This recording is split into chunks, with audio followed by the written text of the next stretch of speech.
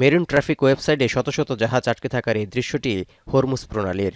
যুক্তরাষ্ট্র ইরানের মধ্যে চলমান 2 সপ্তাহের জন্য যুদ্ধবিরতির ঘোষণার পরও গুরুত্বপূর্ণ এই নৌরুট দিয়ে মাত্র হাতে গোনা কয়েকটি জাহাজ চলাচল করছে, যা ইতিহাসে অন্যতম ভয়াবহ বৈশ্বিক জ্বালানি সংকটটির দ্রুত সমাধানের আশা ম্লান করে দিয়েছে।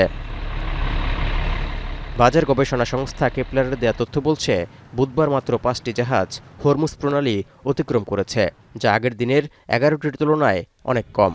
আর বৃহস্পতিবার 7টি জাহাজ চলাচল করেছে।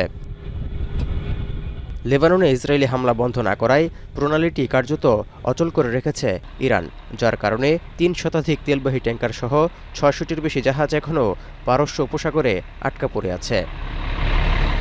এরই মধ্যে হরমুজ প্রণালী দিয়ে দৈনিক 15টি জাহাজ চলাচল করতে দেবে বলে যুক্তরাষ্ট্রকে কঠোর শর্ত দিয়েছে ইরান।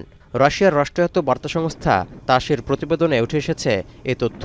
28 ফেব্রুয়ারি ইরানে যুক্তরাষ্ট্র ইসরায়েলের হামলার আগে সাধারণত 120 থেকে 140টি জাহাজ চলাচল করত।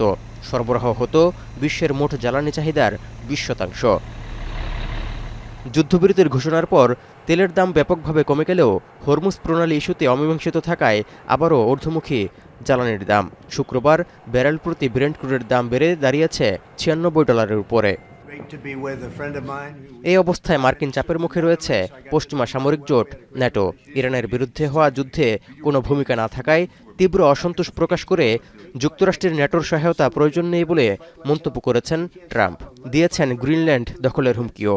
এমন পরিস্থিতিতে ন্যাটো প্রধান মার্ক রুট জানালেন, প্রয়োজন হলে হরমুজ প্রণালীতে অভিযানের জন্য ইচ্ছুক ন্যাটো। তৌহিদুর রহমান, এখন বিশ্ব।